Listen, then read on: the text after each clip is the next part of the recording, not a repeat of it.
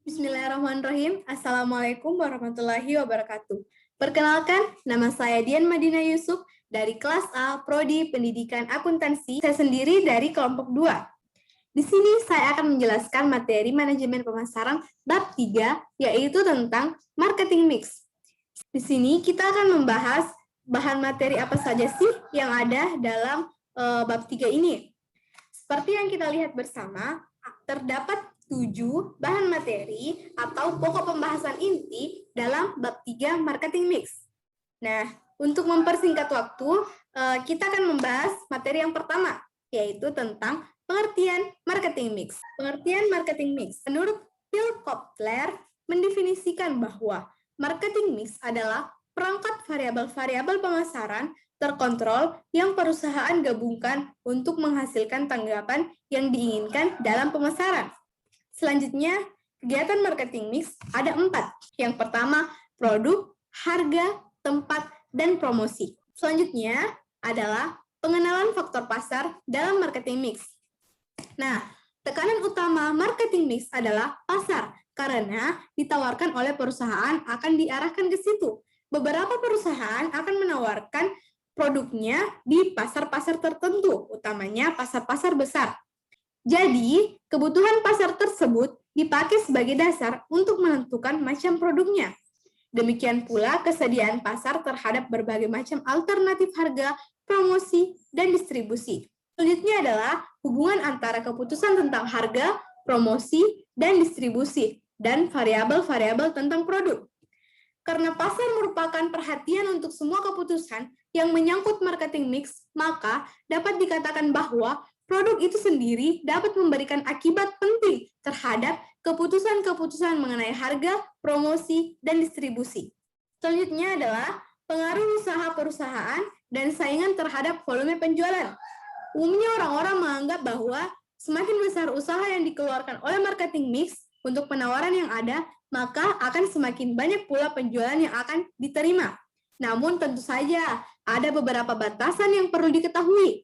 Batasan-batasan tersebut yang pertama, adanya saingan yang menghambat kemampuan perusahaan untuk meningkatkan volume penjualan. Yang kedua, efektivitas keputusan marketing mix dibandingkan dengan perusahaan saingan dapat meningkatkan volume penjualan. Next adalah efektivitas marketing mix perusahaan dan hubungannya dengan volume penjualan. Nah, teman-teman, usaha-usaha pengeluaran yang dilakukan oleh perusahaan untuk marketing mix ada faktor lain. Selanjutnya adalah efektivitas marketing mix perusahaan dan marketing saingan dalam hubungannya dengan volume penjualan.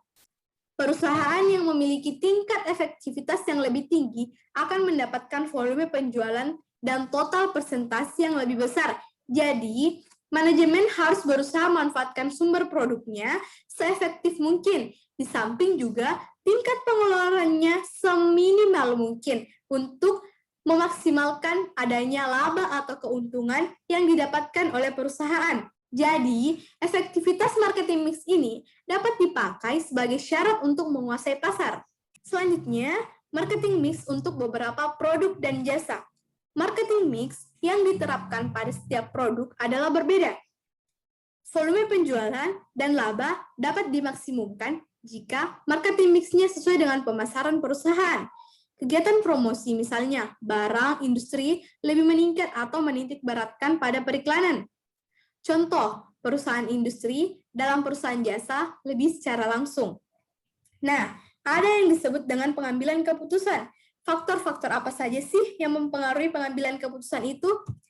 Di sini ada beberapa faktor yang mempengaruhi pengambilan keputusan. Yang pertama adalah analisis pasar. Yang kedua, monitoring lingkungan. Yang ketiga, menentukan tujuan produk. Yang keempat, menentukan marketing mix. Yang kelima, menerapkan keputusan-keputusan marketing mix. Dan yang terakhir adalah yang keenam, mengadakan prosedur pengawasan. Selanjutnya, dalam mengambil keputusan, ada beberapa model atau di sini biasa disebut dengan model membuat keputusan dalam produk. Di sini kita bisa melihat diagram atau bentuk dari proses menentukan keputusan itu. Yang pertama pasti ada analisis pasar. Unsur selanjutnya adalah memonitoring lingkungan, lalu menentukan tujuan, menentukan marketing mix-nya, lalu menentukan keputusan mix-nya. Juga ada unsur seperti mengadakan prosedur pengawasan. Next adalah slide referensi. Bisa dilihat ini adalah referensi atau dasar saya dalam mengambil materi.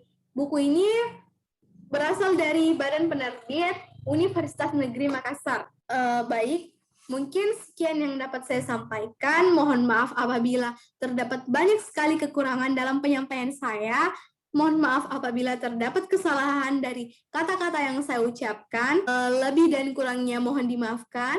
Wabillahi taufiq wal hidayah. Wassalamualaikum warahmatullahi wabarakatuh.